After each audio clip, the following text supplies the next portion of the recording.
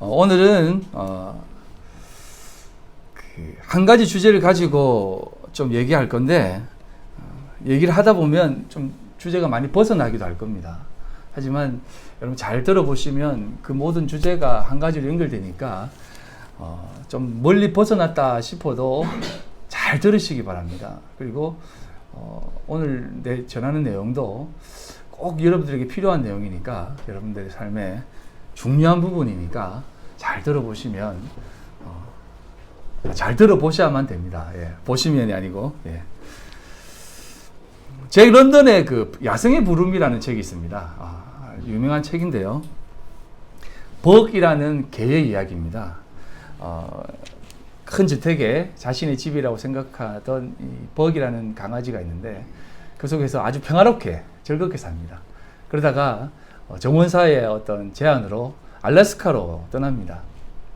그래서 금을 찾는 그 개설매를 끄는 그 개로 뽑혀가지고 또 고생하고 여러 가지 상황들을 힘있게 이제 살아가는 한 마리 개의 이야기인데, 결론은 이것입니다.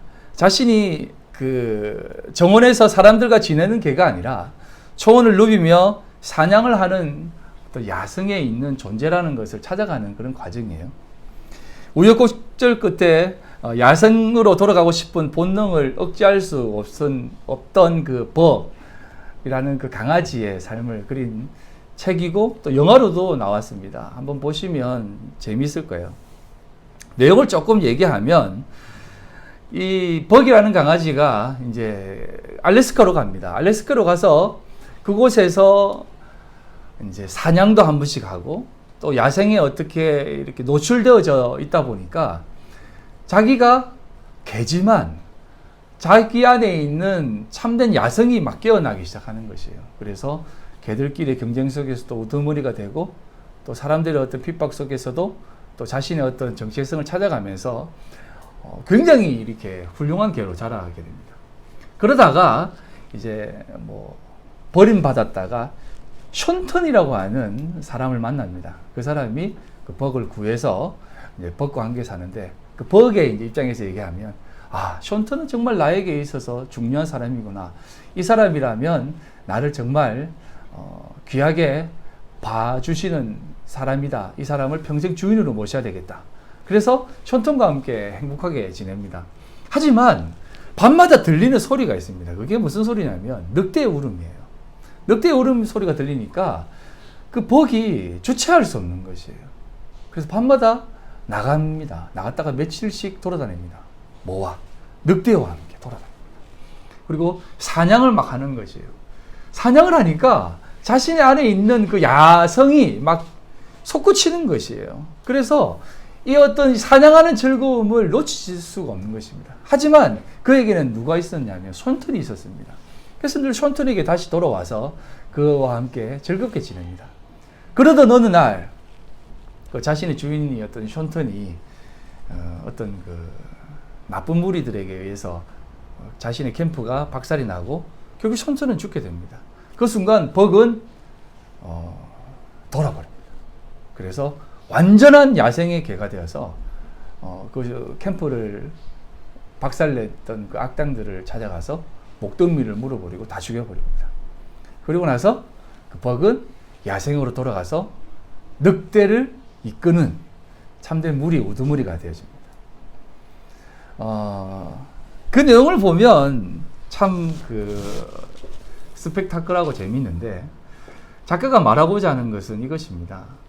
야생의 부름, 누구도 거부할 수 없고 또 그 부름의 자리는 어떤 특별한 계기가 있으면 언제든지 드러나게 된다는 것입니다. 그 책 속에 이런 내용이 있습니다. 잠깐 설명을 드리면, 삶에는 그 이상 올라갈 수 없는 어떤 정점을 나타내는 환희가 있다. 그런 것이 살아있음의 역설이다. 그 환희는 살아있기에 찾아오지만 살아있음을 완전히 망각할 때에야 찾아온다. 그 환희, 살아있음의 망각은 감흥의 불꽃 속에서 자아를 잃은 예술가에게 찾아온다. 그리고 사움터에서 전쟁에 미쳐 자아를 잃고 생존을 거부하는 군인에게도 찾아온다.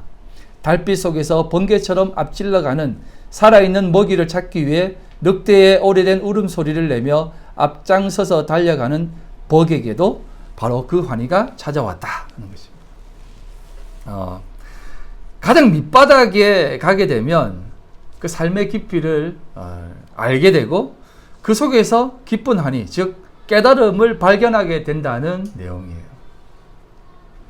저는 이 대목에서 우리의 삶을 한번 생각해 보았습니다. 우리의 생은 어떤 것인지 생각해 보신 적 혹시 있으세요? 그냥 왔다가 가는 인생이라고 생각하십니까? 그냥 왔다가 가는 인생이라면 굳이 말할 필요는 없습니다만, 하지만 우리는 왜 이 땅에 던져졌으며, 왜 던져졌다라고 표현하냐면, 우리가 원해서 온 사람은 아무도 없거든요. 사실은 내가 태어나고 싶어서 태어난 사람은 아무도 없습니다. 그래서 던져졌다라고 말을 해야 돼요. 던져져서 하나님의 백성으로 살아가게 하셨습니다. 그런데 하나님께서 우리에게 하나님 백성으로 삼으실 것이면 그 삶 속에서 그냥 좀 살다가 잘 부르시면 될 것인데 던져놓고 그냥 가게 하십니다. 여러분 그 생각 한번 해보신 적 있으십니까? 왜 우리가 이 인생을 살아가야 되지? 왜 인생을 이렇게 힘들게 살아가야 되지? 때로는 뭐 즐거운 사람이라면 참 인생이 이렇게 편한데 왜 자꾸 힘들게 살라고 그러지? 이런 생각해 보신 적 있으십니까? 하나님, 그냥 하나님 우리 인생 살다가 하나님의 때가 되면 잘 불러주시면 되지 않습니까? 휴거처럼. 그냥 훅 데려가시면 되지. 왜 자꾸 우리에게 이 땅을 굳이 살게 하시는 것입니까? 하나님의 택한 백성이라면 우리를 그냥 불러주셔서 하나님의 백성 삼아주시면 되지. 왜 세상에서 자꾸 이렇게 실패하게 하고 여러 가지 상황들을 만나게 하십니까? 우리는 이 대목에서 좀 알아야 될 것이 있습니다. 그건 뭐냐면 야성의 부름에서 얘기했듯이 우리의 야성이 뭐냐는 것입니다. 우리의 야성은 두 가지로 생각할 수가 있어요. 첫 번째는 뭐냐면 하나님의 형상으로 지음받았다라고 합니다. 하나님의 형상으로 지음받았다는 것은 뭐냐면 하나님의 하나님 대신, 다시 말해서 하나님 존재 자체이신 성령님, 예수님, 성부 하나님, 이것을 우리 속에 담는 그릇으로 우리를 만들었다는 것이에요. 이게 우리의 존재 자체입니다. 우리는 하나님을 담는 그릇으로 만드셨어요. 그래서 이 땅을 살게 하십니다. 그게 하나님의 형상으로 지음받은 우리입니다. 하지만 하나님의 형상을 담는 그릇이지만 그 하나님의 형상은 네펫이라고 말씀을 드렸습니다. 하나님의 사람이라고 부르지만 하나님의 영이 없으면 우리도 역시 살아있는 존재로서의 짐승이나 우리나 똑같은 별반 다름없는 존재라고 말씀을 드렸어요. 단순히 살아있는 존재라는 것입니다. 하지만 우리 속에 하나님이 계시기 때문에 우리는 하나님의 생명을 가진 존재라는 겁니다. 그래서 우리가 하나님의 형상으로 만들었습니다. 하나님의 형상으로 만들었음에도 불구하고 우리는 죄가 우리 속에 들어왔습니다. 죄가 들어왔기 때문에 하나님의 영이 우리 속에 거하지 못하게 되었습니다. 그래서 우리는 하나님의 형상이 아니라 그냥 살아있는 존재가 되어져 버린 것이에요. 하나님은요, 죄와 함께 있을 수 없습니다. 여러분, 이것을 잘 들어보셔야 됩니다. 우리가 우리 안에 영혼이 있다고 생각을 하는데 우리는 사실 영혼이 있는 존재가 아니에요. 제가 지난번에도 한번 설명을 드렸듯이 우리 속에 영혼이 있어서 그것이 타락되어서 죽은 영혼이 되었고 하나님의 영혼이 들어와서 그 영혼을 살린다라고 말하잖아요. 근데 이게 보세요. 한번 생각해 보세요. 우리 속에 우리 영혼을 살려서 그 영혼이 있고 또 하나님의 생명이 우리 속에 들어와서 또 그 영혼이 있고 그 우리 속에 영이 두 개가 있어야 돼요. 그런 개념이 아니라는 것이에요. 우리는요, 우리 속에는 그 영은 죄가 들어오는 순간 없어져 버리는 겁니다. 없어진다는 게 아니라 그냥 있을 수 없는 존재가 되어져 버린 것이에요. 그래서 우리는 살아있지만 살아있는 존재이지만 짐승이나 우리나 별반 없는 죽은 자라는 것입니다. 왜? 영이 없는 존재이기 때문에. 그것은 영혼이 없는 존재이기 때문에. 하지만 우리 속에 하나님의 영이 들어오는 순간 우리는 진짜 살아있는 영, 생영, 살아있는 존재가 되는 것이에요. 그래서 우리 속에 하나님이 거할 수 없는 존재가 되어져 버린 것입니다. 왜냐? 하나님과 죄는 상충되기 때문에. 하나님이 지금 우리 속에 딱 오는 순간 우리 죽어버려요.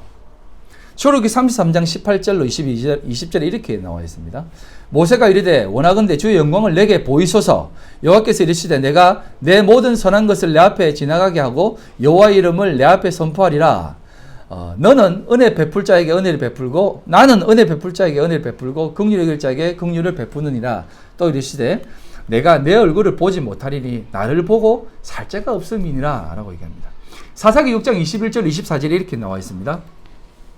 여호와의 사자가 손에 잡은 지팡이 끝을 내밀어 고기와 무교병에 대니 불이 바위에서 나와 고기와 무교병을 살랐고 여호와의 사자는 떠나서 보이지 아니한지라. 기돈이 그에게 여호와의 사자인 줄 알고 이르되 슬프도소이다 주 여호와여 내가 여호와의 사자를 대면하여 보았나이다 하니 죽는다는 것입니다. 여호와의 사자를 보았기 때문에 자신이 죽는다는 것이요. 왜? 자신은 죄인이기 때문에. 그렇지만 여호와께서 그에게 이르시되 너는 안심하라.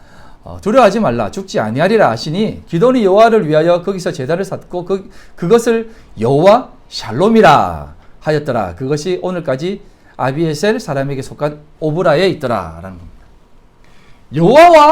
여호와의 사람, 여호와의 사자, 여호와를 만났음에도 불구하고 죽지 않았기 때문에 여호와 샬롬이라는 것입니다.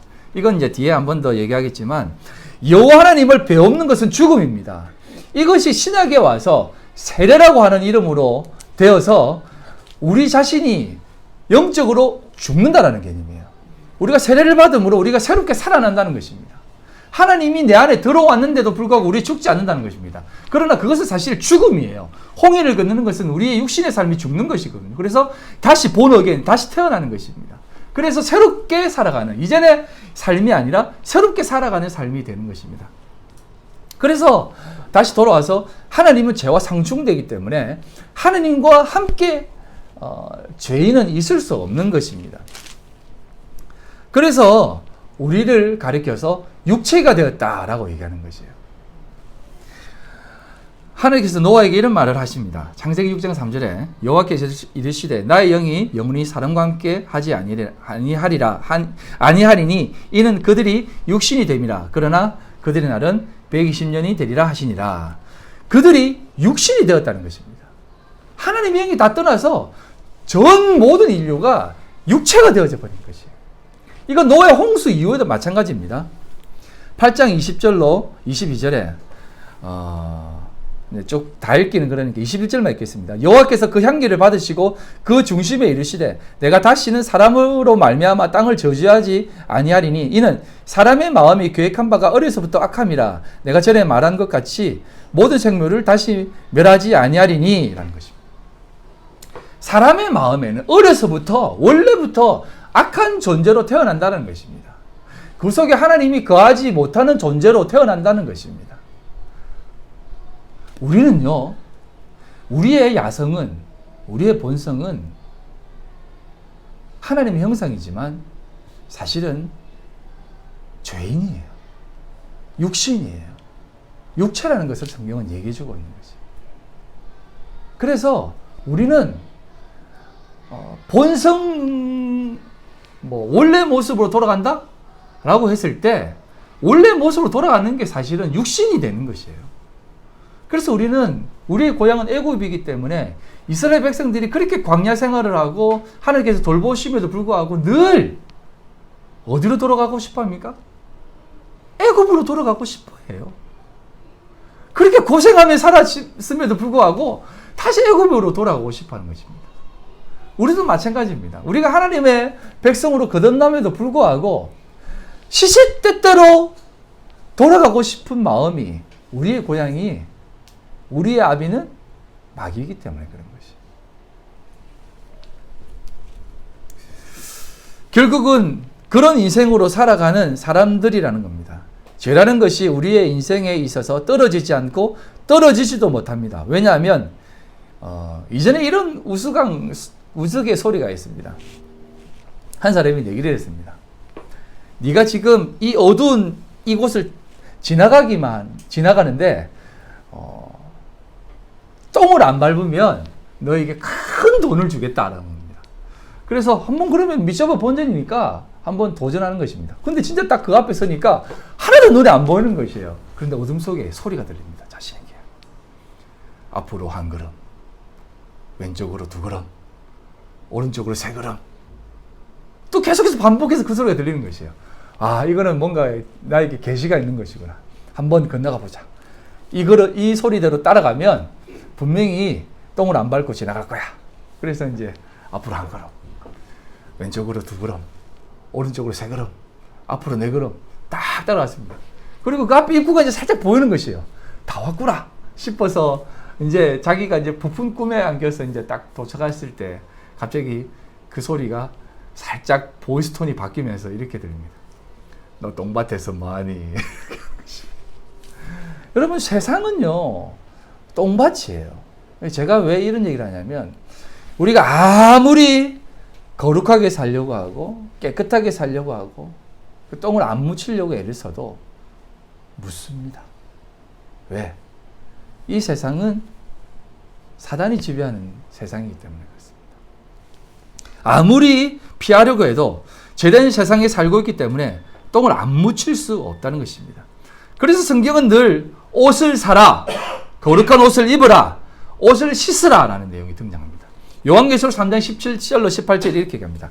내가 말하기를 나는 부자라 부유하여 부족한 것이 없다 하나 내 곤고한 것과 가련한 것과 가난한 것과 눈먼 것과 벌거벗은 것을 알지 못하는도다. 내가 너를 권하노니 내게서 불로 연다는 금을 사서 부유하게 하고 흰옷을 사서 입어 벌거벗은 수치를 보이지 않게 하고 안약을 사서 눈에 발라 보게 하라 하는 것입니다. 이건 라오디게아 교회 교인들에게 하는 얘기입니다. 라오디게아 교인들이 이렇게 얘기합니다. 우리는 부자다, 우리는 풍족하다, 우리는 넉넉하다, 우리는 괜찮다, 우리는 잘 살고 있다, 우리는 지금 괜찮다라고 얘기합니다. 그런데 실상은 너희들 벌거벗었고 부족하고 늘 모자란다 라는 겁니다. 왜 알지 못하느냐라는 것입니다. 오늘 교회가 이렇게 생각하는 것입니다. 우리 교회는 잘하고 있다, 우리 교회는 괜찮다, 우리 교회는 넉넉하다, 우리 교회는 지금 부흥하고 있다 라고 하는 이름으로 말하고 있지만, 사실은 실상은 너희들 벌거벗은 자이고 부족한 자이고 너무나 모질하는 사람이다라는 것을 성경은 얘기해주고 싶은 것이에요. 그래서 세 가지를 사라는 것입니다. 이 세 가지가 뭐냐면 더 분명하게 얘기하는 부분이에요. 불로 연단한 금을 사라는 것입니다. 그리고 벌거벗은 수치를 보이지 않게 할 흰옷을 사라는 것입니다. 그리고 안약을 사라는 것입니다. 이 세 가지가 뭔지 아세요? 다 우리에게 있어서 연단받아야 되고 우리가 걸어가야 될 것을 얘기하는 것이고 우리가 어떻게 살아가야 될 것인가를 보여주는 것입니다. 여러분, 많은 교회가 이렇게 생각합니다. 아, 지금 이제 우리 교회는 이 정도면 됐다라는 것입니다. 우리 교회는 이 정도면은 이제 충분히 하나님 앞에 온전히 섰다. 코스를 정하지 않습니까? 2년 코스를 정해서 이 2년의 수료를 하면 직분을 딱딱 주고 또 이 2년의 코스를 지나면 중직자의 자리에 딱 앉혀버립니다. 그러면서 이제 당신은 이제 그 정도 위치가 되었습니다 라고 합니다. 그럼 우리의 마음은 어떻습니까? 아, 이제 내가 이제 주님 앞에 온전히 서 있구나, 나는 이제 괜찮구나 라는 것입니다. 그런데 사실은 그것이 아니라는 것입니다. 신앙생활이라는 것은 그렇게 해서 되어지는 것이 아니다라는 것을 얘기하는 것이에요. 불로 연단한 금, 이게 뭐냐면 베드로전서 4장 12, 13절에 이렇게 합니다. 사랑하는 자들아, 너희를 연단하려고 오는 불시험을 이상한 일 당하는 것 같이 이상히 여기지 말라. 오히려 너희가 그리스도의 고난에 참여하는 것으로 즐거워라. 이는 그의 영광을 나타내실 때에 너희를 즐거워하고 기뻐하게 하려 함이라. 불시험, 불로 연단한다라고 하는 연단된 그 금이라는 것은 뭐냐면 그리스도의 고난에 동참하는 삶이에요. 이게 무슨 삶이냐면 우리가 매일매일의 삶 속에서 그리스도가 걸어갔던 그 삶의 현장에 우리가 계속해서 나가야 된다는 것입니다. 그게 불로 연단된 시험이에요. 우리가 신앙생활을 한 20년, 30년 하면 제가 지난 시간에 얘기했듯이 설교도 마찬가지입니다. 저는 오늘 아침에도 자꾸 힘들더라고요. 그러면서 내가 거울을 보면서 이렇게 했습니다. 야, 너 송강균이 너 아직도 이렇게 주일날 설교하는데 이렇게 염려가 되고 속이 울렁거리고 그렇게 떨리냐? 20년 넘게 이렇게 했으면서 뭐가 그렇게 떨리냐라고 스스로를 얘기하면서도 떨리더라고요. 아, 오늘은 어떻게 말씀을 전하지? 다 준비했음에도 불구하고 어떻게 말씀을 전하지라는 이 두려움이 있는 것입니다. 자, 이게 제가 왜 이런 얘기를 하냐면, 많은 사람들이 이렇게 해서 이 정도 왔으면 이제 나는 이 정도 신앙생활을 했기 때문에 됐다라고 생각합니다. 아니에요. 그런 것이 아닙니다. 여러분, 이것이 바리새인들의 모습이고 서기관들의 모습입니다. 예수님은 항상 우리에게 세상 속으로 몰아가게 하십니다. 이게 불로 연단된 삶의 모습인 것이에요. 그리스도의 고난에 동참하는 것, 이러한 삶이 우리의 삶에게 요구되어진 삶이고, 이 삶 속에서 이상 여기지 말고 즐거워하라는 것입니다. 이건 뭐냐면 묵시 속에 펼쳐진 예수 그리스도의 삶이 내 삶 속에 드러나는 것인데, 묵시라는 것은 뭐냐면 계시입니다. 계시와 조금 다른 것인데, 묵시는 뭐냐면 우리 눈앞에 펼쳐진 앞으로 되어지는 그 완성된 세상을 보는 것이 묵시예요. 그래서 묵시가 없이는 백성이 망한다는 것이 뭐냐면, 우리 앞에 완성된 세상이 보이지 않는다면 완성된 세상이 없는 삶을 살아가기 때문에 우리는 실패하는 인생이 되고 어리석은 삶이 되는 것이에요. 그래서 그리스도인은 비전이라든지 꿈을 쫓아 살아가는 것이 아니라 소망을 쫓아 살아가는 것입니다. 하나님께서 우리에게 주실 그 소망, 그 은혜를 알고 있고 보고 있기 때문에 내가 앞으로 이 정도 하면 이런 결과가 있겠지라고 하는 그 꿈을 쫓아 살아가지 않는다는 것이에요.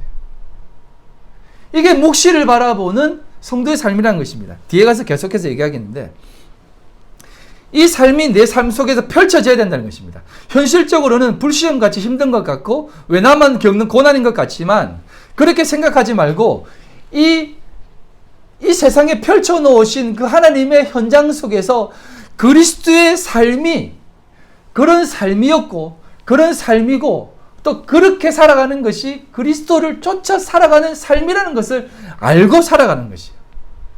그리고 그 삶이 내 삶에 펼쳐져야만 불로 연단된 금을 사는 삶이라는 것이에요. 그냥 종교생활을 하면서 예수님을 믿는 것이 아니라 이 불로 연단된 금, 이 정금과 같은 이 소망, 이것이 살아가는 것입니다. 그리고 벌거벗은 수치를 면하는 흰옷, 이게 뭐냐면, 말씀을 읽지 않겠습니다. 좀 길기 때문에 마태복음 22장에 나와 있는 내용인데요. 천국 잔치에 초대받았습니다. 많은 사람들에게 천국 잔치를 베풀어서, 혼인 잔치를 베풀어서 사람들에게 초청을 청했는데, 사람들이 어떻게 하냐면, 나는 안 가도 돼요. 안 가기 싫어. 피곤해요. 다른 일 많아요. 하니까 왕이 군인들을 보내가 다 죽여버리는 것입니다.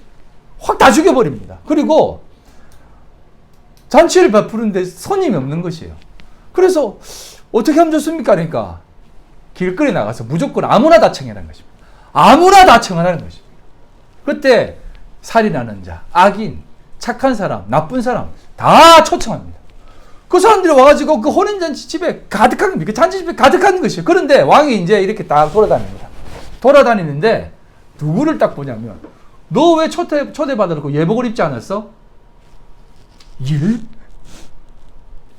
왜 예복을 안 입었어? 말을 못합니다. 이놈을 결박해서 바깥 오던데 쫓아버려라.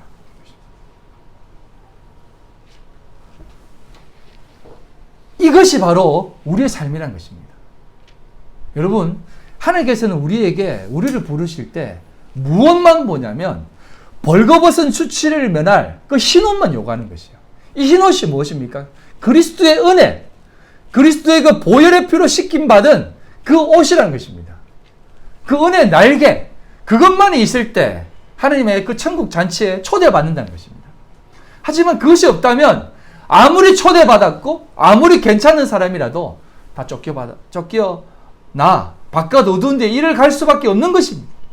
그것을 성경은 얘기해 주는 것이에요. 그래서 우리에게 있어서 초대받는 조건이 뭐냐면, 이거는 조금 이상하게 들릴지 모르겠지만, 세상 가운데에서 나가서 하나님의 그 삶을 살아가는 삶이 초대받는다는 것이에요. 이건 뒤에 한 번 더 얘기하겠습니다. 그리고 안약이 뭔지 아세요? 안약은 뭐냐면 여러분 우리가 이제 눈 안에 넣는 이렇게 물과 같은 것이 이렇게 안약이 아니에요. 이 당시 안약은 고약입니다. 고약. 콜로리온이라고 하는 단어인데 이것은 뭐냐면 눈에 딱 붙여지는 고약 같은 거예요. 고약 같은 거. 발라 붙이면 아무것도 안 보이는 것입니다. 너의 육신으로 보는 그 모든 것들이 가려져야 된다는 것이에요. 오른 눈을 뽑아버려서 천국에 들어가는 것이 낫다. 뽑혀서라도 지옥에 들어가는 것보다 낫다라고 하는 예수님의 말씀과 같이 안약을 사서 발라라는 것은 뭐냐면 고약을 써서 너의 그 육신 눈이 가려져야만 하나님의 진정한 눈이 떠여진다는 것입니다. 이것을 얘기하는 것이에요. 아시겠습니까? 지난주에 제가 헛된 이 세상에 어떻게 하면 헛되지 않는 세상으로 살아갈 수 있는가에 대한 부분을 일부분 말씀을 드렸습니다. 그래서 오늘 이번 주에 조금 더 얘기하는데요. 이 헛되고 헛된 이 인생에서 헛되지 않은 인생으로 살기 위해서는 보화를 찾아내는 삶을 살아가야 되는 것이에요. 내 인생의 모든 것을 다 팔아서 그 보화를 찾는 그 사람처럼 내 인생에 있는 모든 것을 다 팔아서 그 예수 그리스도의 불로 연단한 그 금을 우리의 벌거벗은 수치를 면할 그 흰옷을 안약을 그것을 사야만 되는 것입니다. 산다는 것은 발견하기 위해서 우리가 몸부림치는 것이에요. 그럴 때 헛되고 헛된 이 인생 가운데 헛되지 않은 인생이 되는 것이에요.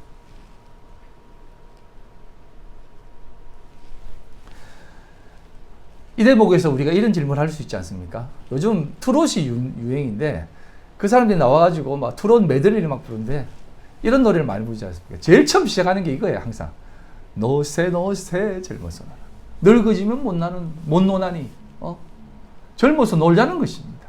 왜? 인생이 그런 거니까 젊었을 때 더 놀자는 것입니다. 뭡니까? 화무 11홍입니까? 아무리 예쁜 꽃도 10일 지나면 다 시들버린다는 것입니다. 그래서 놀자는 것입니다. 그러면서 우리 구원받았으니까 좀 평안하게 살면 안 됩니까? 하나님. 이렇게 많은 사람들도 있습니다. 근데요, 그건 하나님이 원하는 삶이 아닙니다. 그렇게 말하는 사람은 하나님의 진짜 그 비밀을 모르는 사람이에요. 그냥 겉만 조금 아는 사람의 모습인 것입니다. 그렇게 사는 것이 아닙니다. 놀면 안 돼요. 정말 우리가 이 세상 가운데 최선을 다해야 됩니다. 쉽게 생각해서 이런 것입니다. 우리가 우리 자녀들에게 공부 좀 열심히 해라 라고 하지 않습니까? 그러면 자녀들의 입장에서는 특히 이제 고등학생 정도 되면 그런 얘기를 안 하는데 초등학생이라든지 뭐 어린아이들은 이렇게 합니다. 왜 우리 엄마 나한테 공부를 자꾸 하지? 공부 안 해도 나는 괜찮을 것 같은데. 공부 안 해도 난 충분히 잘 살 것 같은데 이런 생각하지 않습니까? 치킨집에 가지고 치킨 매일 먹고 살면 되는데 우리 조카 얘기예요. 자기는 치킨이 매일 먹고 싶어서 통닭집 사장이 되고 싶어요. 제주도에 사는 조카예요. 정말 구김이 없어요. 우리 큰형님이 돌아가셨는데 아버지가 없어도 구김이 없어요. 왜? 자기는 그냥 통닭집 사장 하겠다는 것이죠. 엄마 집 옆에서 통닭집 사장하고 재밌게 살겠다는 것이죠. 그런데 우리가 늘 부모가 하는 얘기가 뭡니까? 공부 좀 해라. 공부해야만 돼. 왜 그렇습니까? 우리가 그 아이보다 이만큼 더 인생을 보았기 때문에 그렇습니다. 그 인생을 보았기 때문에 본 것이 있기 때문에 느낀 것이 있기 때문에 그 아이에게 아니야. 그렇게 살면 살 수 없어. 인생은 그런 것이 아니야. 공부해 라고 말할 수 있는 것입니다. 마찬가지예요. 노세 늙어서 놀아? 그것은 하나님의 진정한 것을 보지 못하는 것입니다. 여러분, 여호와께 영광을 돌립니다 라고 하는 그 삶이 어떤 삶인 줄 아세요? 여호와께 영광을 돌립니다 라고 하는 그 영광이라고 하는 헬라어 독사라고 하는 이 단어는 어떤 단어냐면 우리의 삶에 하나님이 우리의 삶을 통해서 드러나는 것이 하나님께 영광이 되는 것이에요. 묵시 속에 펼쳐진 하나님의 그 놀라운 영광이 내 삶의 이 현실 속에서 표출되어서 드러나서 우리의 삶의 그 하나님의 모습이 드러날 때 하나님께 영광이 되는 것입니다. 그런 의미에서 높은 자리에 갔다라든지 상을 받아서 하나님께 영광을 올려드립니다 라고 하는 것이 진짜 하나님께 영광이 되는 것이 아닐 수 있다는 것입니다. 왜? 그럼 실패하면 하나님께 영광이 안 되는 겁니까? 그런 의미에서 제가 여러분들에게 감히 오해하지 말고 들으시길 바랍니다. 개업할 때도 저를 불러서 예배 드리는 것은 당연합니다. 이사를 가서도 저에게 예배 드리는 것도 저를 불러서 예배하는 것 당연합니다. 왜? 새로운 환경 속에서 하나님의 그 영광을 드러내기는 삶이 또 내 기업을 통해서 하나님께 영광을 돌리는 삶이 되게 달라고 함께 기도하고 함께 알아가는 것 좋습니다. 하지만 더 중요한 것은 뭐냐면 그렇게 영광을 돌렸다면 만약 폐업을 할 때라든지 문을 닫았다라든지 실패를 했을 때도 저를 불러야 되는 것입니다. 그런데 폐업했을 때 목사를 부른 사람은 아무도 없어요. 왜? 폐업했어도 하나님 이 어려운 상황 가운데에서 문을 닫지만 문을 닫는 이 모습 속에서도 하나님께서 나를 통해 드러내고자 하는 그 분명 하나님의 뜻이 있을 줄 알기 때문에 하나님께 영광을 올려드립니다 라고 하는 그것이 우리 삶에 드러나야 된다는 것입니다.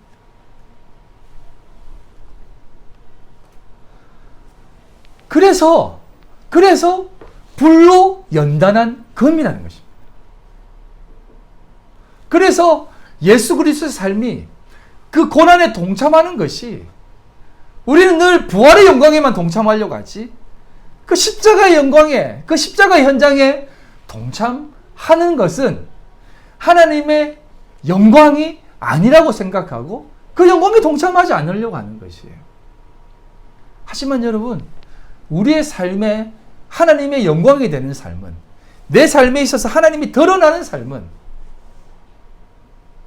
그 목수의 아들로 태어나 고생하면서 여러분 예수님 어디에 태어나신지 아세요? 예수님 어디에 태어났어요? 삐까뻔쩍한 왕궁에 태어났어요? 네? 말구유라고 하니까 좀 괜찮아 보이죠? 말밥통이에요, 그냥. 말밥통이에요. 예? 말밥통에서 태어났습니다. 여러분, 말밥통, 소 여물통 한번 봤어요? 시골에서 자란 사람들은 압니다. 우리 집 사람도 아마 아는데, 저는 도시에서 자랐기 때문에 그걸 잘 모르는데, 여물통에 밥 좀 주라 하면 얼마나 싫어요. 그리고 여물통 좀 씻거라 하면 더 힘들다라고 얘기했던 사람의 말을 들은 적이 있습니다. 근데 거기에 예수님이 태어났어요. 누울 데가 없어가지고. 말구유에 태어났다는 것은 예수님이 먹이러 왔다는 것입니다. 이거는 나중에 한 번 더 깊이 있게 얘기를 하겠지만 세상에 예수님도 던져졌었어요. 그런 삶을 우리의 삶에도 담으셔야 된다는 것입니다. 그래서 우리의 인생이 이 세상에 던져지는 것입니다. 그래서 제가 지난 시간에 얘기했던 우리가 어린 양으로서 광야로 몰아져 가서 이 광야에 이 때가 득실거리는 이 광야로 우리를 밀어 몰아버리는 것입니다. 하나님 그 높고 높은 보좌를 버리시고 이 땅에 오셔서 낮고 낮은 이 천한 땅에 오셔서 살아왔던 그 모습은 겸손 정도가 아니에요. 그냥 버려진 것입니다. 버려진 것이에요. 세상에 가라 하면서 하나님이 버리신 것입니다. 잠깐 여기 뒤에 가서 좀 더 깊게 얘기하겠지만 내 하나님 어찌하여 나를 버리십니까? 라고 하는 이 다윗의 고백 속에 드러나는 것입니다. 무슨 말인가 아시겠어요? 그런데 이 삶이 이 버림받는 삶이 불로 연단한 금이라는 것입니다. 이걸 사라는 것이에요. 이걸 사야만 뭐라고요? 여호와 하나님의 영광이라는 것입니다.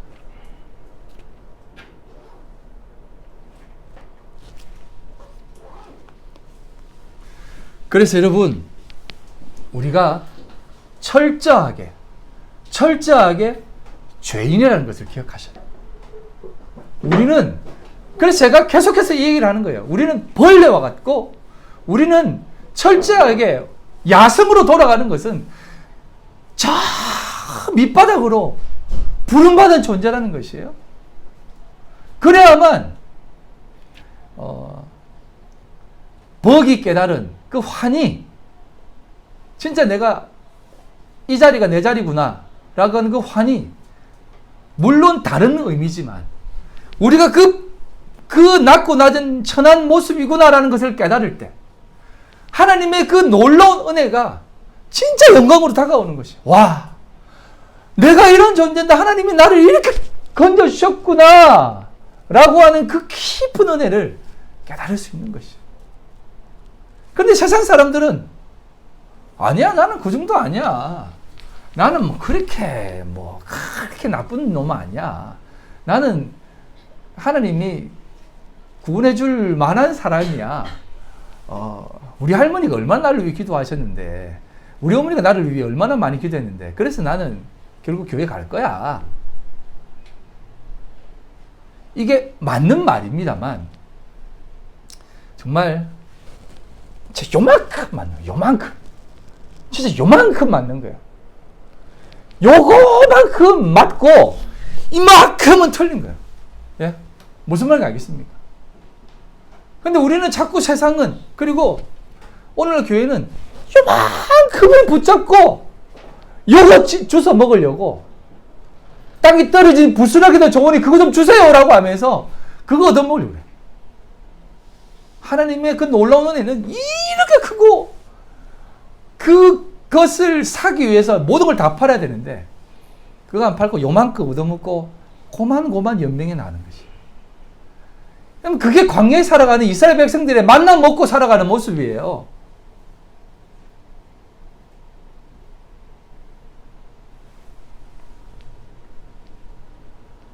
우리는 만나 먹어 사는 게 아닙니다. 일용할 양식만 먹고 살아가는 존재가 아니에요. 우리는 세상의 모든 것을 다 누리고 먹고 살아가는 사람이에요. 모든 것을 다 구해도 얻을 수 있는 존재고, 모든 것이 다 없어져도 다 가질 수 있는 존재예요. 그게 사도 바울이 얘기했던 가난한 자 같으나 부유하고 없는 자 같으나 모든 것을 소유한 자라는 것을 얘기하는 것입니다. 그래서 우리가 광야 가운데 어린 양처럼 던져져 있는 것 같지만, 그래서 피 흘리고 지키고 지는 것 같이 세상이 이기는 것 같은 삶이 우리 삶에 드러나는 것 같지만, 사실은 그 삶이 그리스도가 우리 앞에 보여준 삶이고, 그 삶이 우리에게 하나님의 영광으로 드러나기를 바라는 삶이라는 것입니다. 그 얘기가 10편 22편에 기록되어진 내용이에요.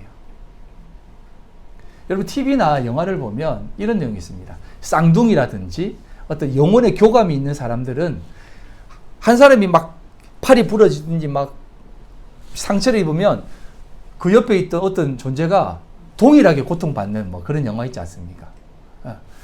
그런 고통을 받으면 정말 힘들어요. 여러분 쉽게 말해서 과거에 있었던 그 괴로운 역사들, 여자들은 위안부라든지 어떤 과거의 어떤 그 힘든 중국의 어떤 전조, 이런 것들 보면 우리의 마음이 어떻습니까?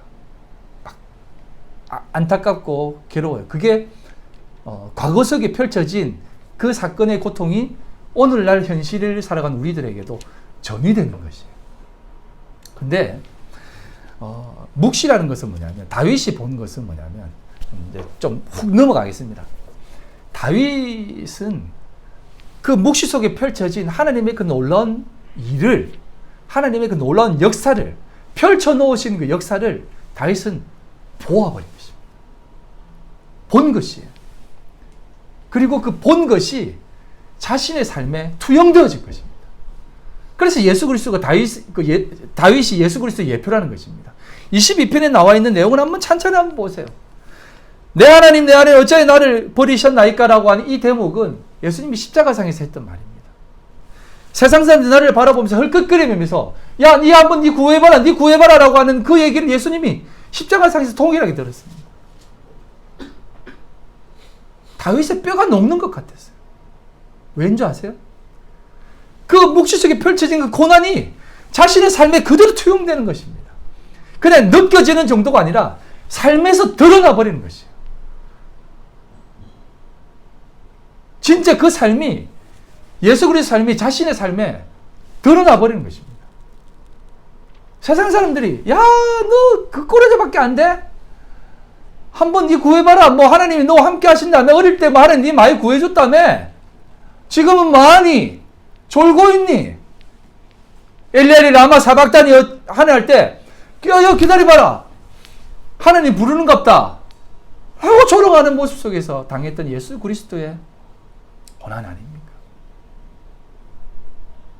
자기 뼈가 몇 개인지 셀릴 정도라는 것입니다. 이건요, 극도의 배고픔의 상태에 있는 사람의 모습이에요. 뼈가 돌출될 정도로 고통을 당했다는 것입니다. 자기의 모든 물이 다 쏟아졌다는 것입니다. 예수님이 피와 물을 다 쏟으신 거죠.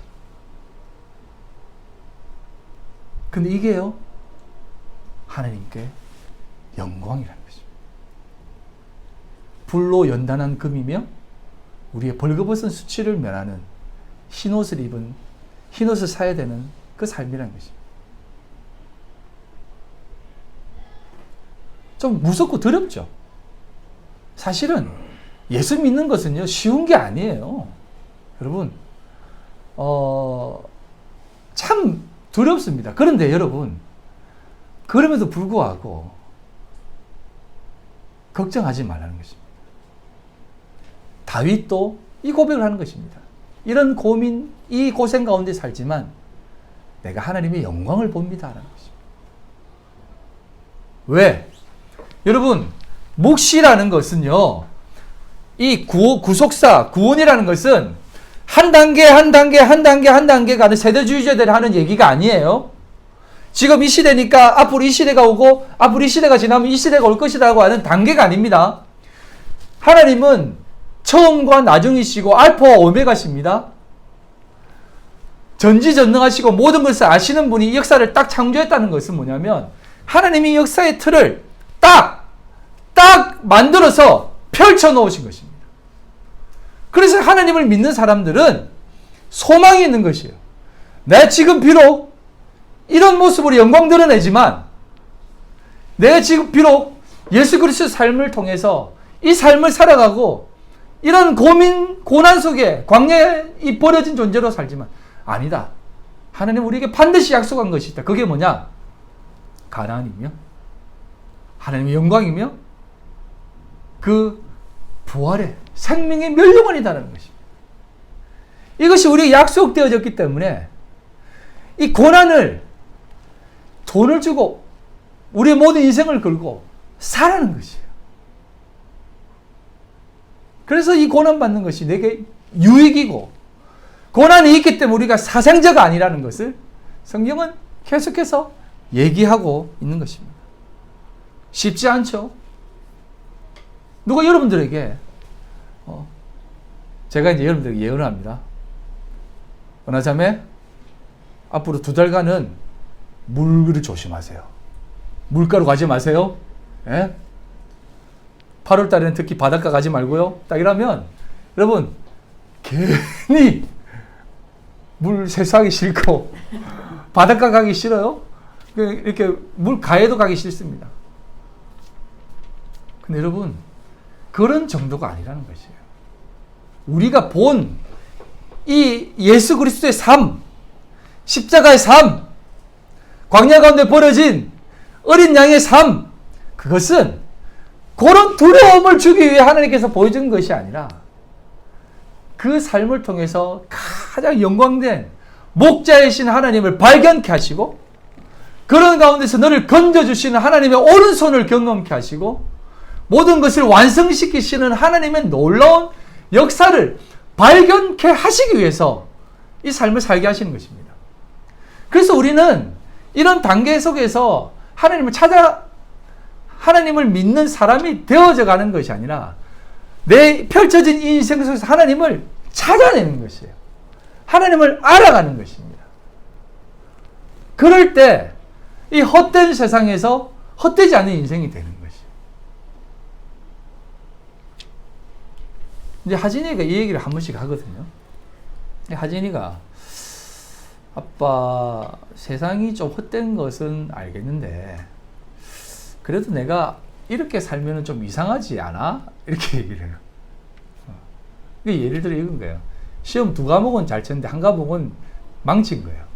그 망친 이유를 자기가 이제 큐티를 좀 이렇게 게을리하고 기도 생활을 좀 안 해서 그런 것 같은 생각이 든다는 거야. 그래서 그런 생각 하지 마라. 하나님은 그런 분이 아니시다. 그래도 아빠 그래도 좀 잘해야 되는 거 아니야? 그러니까, 잘해야 되는 건 맞아. 그래서 이제 제가 지난주에 얘기했던 술이 우리에게 있어서 하나님을 발견케 하는 도구가 된다면 술보다 유익한 것은 없다라고 그 얘기를 하니까 아 그런 거야? 아빠가 보기에 너는 더 고생을 해봐야 돼. 더 아파야만 그 속에서 하나님을 찾을 수 있는 거예요. 아파하는 것으로 인간이 좀 성숙한다는 개념이 아니에요. 여러분 그 자리로 가야 하나님을 고민할 수 있어요. 라오디게아 교회가 나는 부유하다, 나는 다 가졌다라고 했을 때 그들이 하나님을 찾았을까요? No, 안 찾았습니다. 여러분 왜 한국 교회가 대변환이 일어나는 줄 아십니까 지금? 코로나 이거 한번 딱 터뜨리니까 그렇게 일어나는 거예요. 그전에는요 전부 다 100에 99.9 0.1 저와 같은 사람 빼고 99.9는 다 부흥하는 교회 쫓아갔습니다. 실패하면 내가 뭘 잘못했지? 어디에서 내가 목회를 실패했지? 그런 생각하며 다 쫓아갔습니다. 지금 그렇게 큰 교회도 코로나 한 방 딱 때리니까 못 모이는구나, 못 하는구나 라는 것을 알고 하나님이 진짜 원하는 것이 무엇인가라고 하는 그 고민을 하기 시작했습니다. 여러분 우리 인생에 있어서 우리가 어떤 자리에 있기를 원해야 되는지 그 물음부터 여러분 시작하셔야 돼요. 내가 어디에 있어야 됩니까 하나님? 어느 자리에 있어야 됩니까 하나님? 이것을 먼저 기도하셔야 돼요. 하나님 힘듭니다. 좀 좋은 자리에 좀 보내주세요 라고 하는 것이 아니라 하나님 내가 지금 왜 이런 자리에 있습니까? 라고 하는 그 고민 속에서 하나님을 발견하셔야 되는 것입니다. 그래서 요한복음 17장 3절에 보면 이렇게 나와 있습니다. 영생은 곧 유일하신 참 하나님과 그가 보내신 자 예수 그리스도를 아는 것이다 라고 합니다. 영생, 구원은 하나님을 아는 것입니다. 예수 그리스도를 아는 것이에요. 이 헛된 세상, 이 펼쳐놓은 이 세상에 우리 다 알죠? 이 세상 헛된 거 알지 않습니까? 왜 헛됩니까? 이 세상을 하나님이 싹 다 바꿀 거거든요. 예?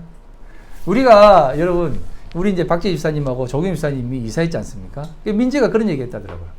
그 다음날 이사를 해요. 그래서 이제 그 전날 엄마가 방 청소를 하니까 엄마 왜 청소를 해? 왜? 이러니까 내일 이사 갈 건데 왜 청소를 해? 이런 거예요. 그거 진짜 맞는 거예요. 네? 내일 이사 갈 집을 왜 청소합니까? 왜 청소하세요? 네? 다 어지럽히고 없어질 건데 새로운 집이 있는데 왜 청소합니까? 그런 의미에서 이 세상 아무것도 사올 필요 없고 높은 데 갈 필요도 없어요. 그런데 그건요 하나만 아는 겁니다. 하나만 알고 99는 모르는 거예요. 99를 알기 위해서 여러분 최고의 자리로 올라가 보셔야 돼요. 억만장자도 되어 보셔야 됩니다. 그 자리에 갔을 때도 하나님 내가 이것을 초계와치 버릴 수 있습니다 라고 하는 그 고백을 할 수 있어야만 되는 것이에요. 다시 본문으로 돌아와서 왜 하나님께서 다윗 왕 그렇게 좋아하는 그 다윗 왕 하나님의 승승장부 하나님이 원하는 그 다윗 왕 예수 그리스도로 예표되는 그 다윗 왕이 전쟁만 하면 이기고 실패도 없고 쫓김도 없고 좌절의 자리도 없고 자식이 배신하는 것도 없는 그 인생을 우리에게 펼쳐보시면 안 되지요.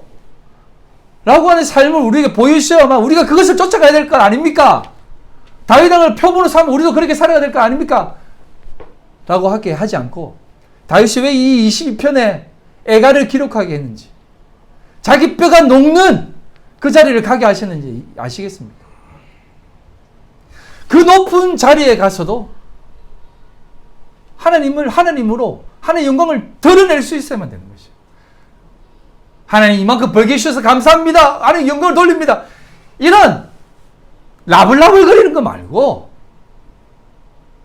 모든 것이 하나님께로 왔네요 하면서 정말 하나님께 왔습니다 하면서 그걸 다 버려버릴 수 있는 그런 역사. 하나님 치셔가지고 사업 망해가지고 막 이렇게 없어가지고 찌비찌비 간영하러 다니는 것이 아니라 정말 있을 때 다 버릴 수 있는, 그리고 정말 저 쓰레기 같은 자리에 들어갔을 때도 하나님 내 인생은 가장 부유한 자입니다 라고 하는 그 고백을 할 수 있는, 그것을 경험하기 위해서는 여러분들이 정말 최선을 다해 열심히 이 세상을 살아가셔야 됩니다. 그게 세상에 보냄받은 자예요. 그래서 여러분 꼭 성공하세요. 꼭 성공해서 여러분의 모습을 발견하세요. 그리고 잘 되세요. 그리고 그 속에서 여러분들이 한번 더 하나님으로 찾아보세요. 저는 여러분들 장담합니다만, 여러분 하나님이 여러분들에게 돈 부어주시면 그 돈 쓰고 다닌다고 하나님 좀 덜 섬길 거예요. 그러다 하나님이 팍 쳐가지고 다 털리고 나서 아이고 하나님 내가 잘못했습니다. 그게 인간이에요. 그거 깨닫게 하기 위해서 하나님 여러분 돈 주실 수 있습니다. 근데 그거 하나님 알고 싶습니다. 지금 돈 좀 주세요. 이런 기도는 또 하지 마세요. 여러분,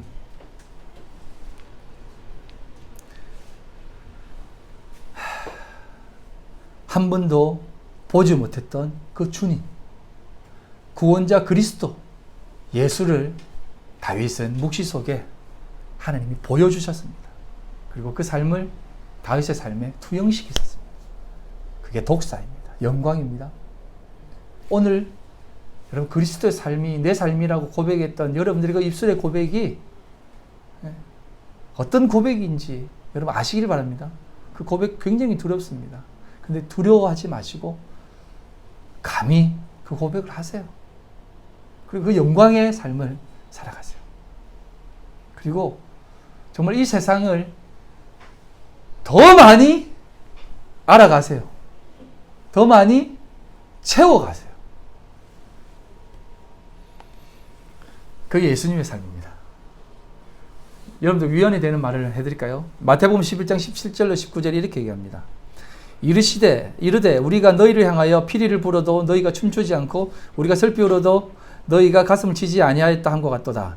요한이 와서 먹지도 않고 마시지도 아니하매 그들이 말하기를 귀신이 들렸다 하더니 인자는, 예수님입니다. 인자는 와서 먹고 마심에 말하기를 보라 먹기를 탐하고 포도주를 즐기는 사람이요 세리와 죄인의 친구로다 하니 지혜는 그 행한 일로 인하여 옳다함을 얻으리라 라고 합니다. 뭐냐면 예수님은요 세리와 죄인들의 친구래. 여러분 세리가 누군지 아시죠? 그냥 이런 사람이, 세리는 돈 많은 사람이에요. 돈 굉장히 많은 사람입니다. 그 사람들의 집에 초대받아 가가지고 잘 먹었어요. 그리고 포도주도 그냥 포도주가 아니라 1급 포도주를 마시면서 그들과 늘 즐겼습니다. 바리새인들이 그걸 보면서 이 얘기를 하는 거예요.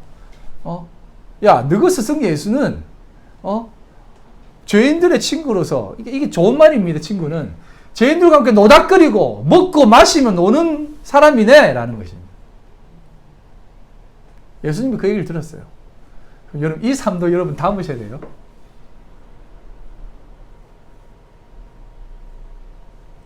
여러분 마음속에 거룩함이 있습니까?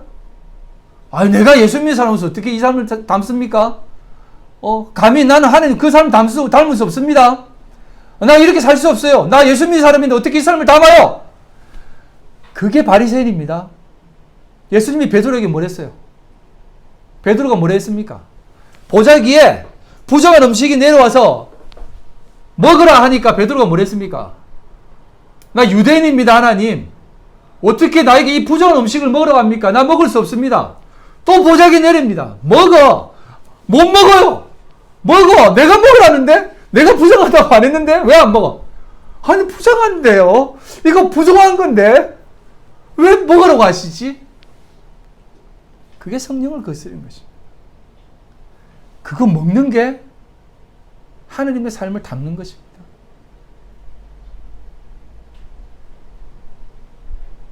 그래서 제가 믿지 않는 사람을 전도하는데 그 사람이 나한테 내 놀리려고, 그럼 목사님 이 소주 한 잔 마시세요.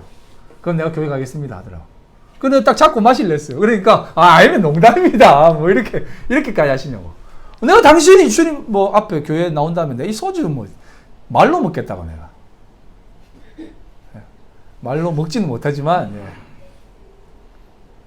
여러분 무슨 얘기인지 아시겠죠? 이 삶도 담으셔야 돼요.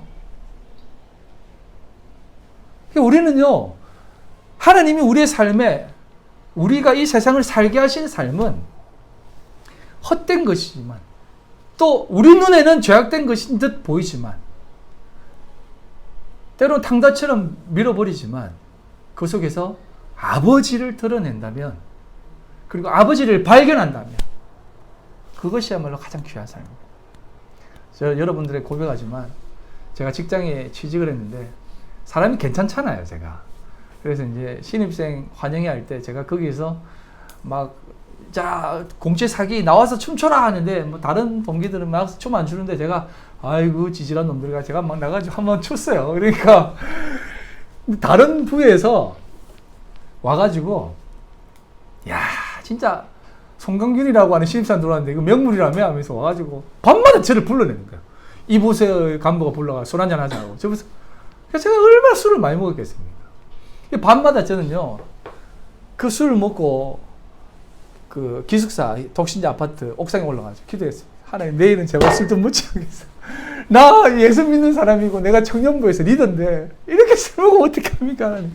괴로워하면서 막 기도하고 내려가면 또 그 다음날 퇴근할 때 술 한잔 먹으러 갑시다 하면서 제가 또 사람이 착해가지고 술 먹자 하면 또 거부를 못해요. 예 따라가가지고 또 그래서 제가 어떻게까지 했냐면 술 취한 척해가 백mel로도 빠버렸어요. 내 술 좀 먹이지 말라고. 근데도 에이 뭐 술 먹어 왜 그러냐면 또 그 다음날 또 술 먹였습니다. 그랬더니 하나님이 내 몸을 팍 치시더라고. 그래서 간이 막 극도로 나빠져가지고 병원에 회사에서 3개월 휴직을 시켰어요. 그래서 월급은 받고 이제 휴직을 했는데 그때 제가 이제 하나님 앞에 돌아와서 하나님 내가 이래 살면 안 되는군요 하면서 이제 기도하고 뭐 이렇게 뭐 갑자기 간증이 되어져 버렸는데 뭐 그렇다고 좋은 게 아니고 그래서 제가 이제 하나님 앞에 참된 삶이 무엇인지 찾아가야 되겠다 해서 부모님의 반대도 무릅쓰고 뭐 이렇게 해서 신앙을 하게 되었습니다. 그런데 제가 이제 이렇게 얘기하는 이유가 그런 것입니다. 하나님이 하나님을 더 나에게 찾게 하기 위해서는 그 삶이 필요했던 것입니다. 근데 왜 나는 내 인생은 이 꼬라지입니까 하나님? 절대 그런 인생 없습니다. 하나님이 여러분들을 그 인생을 살게 하셨어요. 그 인생은 가장 복된 인생이에요. 아멘? 지금 우리가 살아가는 이 인생은 가장 고귀한 삶입니다. 왜? 하나님의 영광을 드러내는 삶이기 때문에 그렇습니다. 그래서 여러분 예수를 닮아가는 삶으로 살아가십시오. 그래서 우리에게 하나님께서 말씀하는 것이 이것입니다. 여호와를 힘쓰라. 여호와를 힘쓰라 라고 얘기하는 것입니다. 호세아 6장 1절로 3절 말씀을 마치겠습니다. 오라 우리가 여호와께로 돌아가자. 여호와께서 우리를 찢으셨으나 도로 낫게 하실 것이요 우리를 치셨으나 사며 주실 것입니다. 여호와께서 이틀 후에 우리를 살리시며 셋째 날에 우리를 일으키시리니 우리가 그 앞에서 살리라. 그러므로 우리가 여호와를 알자. 힘써 여호와를 알자. 그의 나타나시면 새벽빛같이 어김없나니 비와 같이 땅을 적시는 늦은 비와 같이 우리에게 임하시리라 하니라 라는 것입니다. 벌은 야생으로 돌아갔습니다. 야생은 돌아와서 자신의 모습을 발견했습니다. 우리도 마찬가지입니다. 우리도 하나님께서 부르시는 그 자리에 돌아가야만 그 참된 기쁨의 소망을 발견하게 되는 것입니다. 그것을 발견할 때 우리는 하나님 되심을 알고 여호와를 알아갈 수 있는 것입니다. 힘써 여호와를 안다는 것은 우리가 세상 가운데 던져졌을 때 더 알 수 있는 것입니다. 예수님 믿고 기도하고 찬송만 부르고 있으면 여러분 힘써 아는 거 아닙니다. 그거는 대충 하는 겁니다. 힘써 하는 것은 세상 가운데 하나님께서 보내시는 그 삶을 때로는 여러분들 찢을 수도 있고 여러분들에게 피 흘리게 할 수도 있습니다. 하나님은 낫게 하실 것이고 싸매어 주시고 그 새벽녘 같이 오는 그 매일 뜨는 해와 같이 여러분들 비추어 주실 것이고 하나님의 인자가 여러분들과 함께 하실 것입니다. 그 하나님을 발견할 때 우리의 삶은 가장 고급한 삶이 된다는 것을 기억하고 오늘도 하나님이 원하시는 그 자리에서 오늘 일상의 삶을 살아가십시오. 피하지 마시고 살아가십시오. 살아가면 하나님을 더 발견하게 될 것입니다. 더 열심히 살아가십시오. 그리고 더 깨어지십시오. 하나님이 여러분들을 싸매어 주시고 더 귀한 모습으로 만들어 가실 줄 믿습니다. 기도하시겠습니다. 우리 이 시간 기도하실 때 하나님 새벽빛같이 어김없이 찾아오는 그 여호와의 영광의 빛, 그 얼굴빛, 우리에게 비치시는 그 하나님의 영광 우리 속에 비치게 해 주시옵소서. 그래서 하나님 앞에 영광된 삶이 되게 해 주십시오.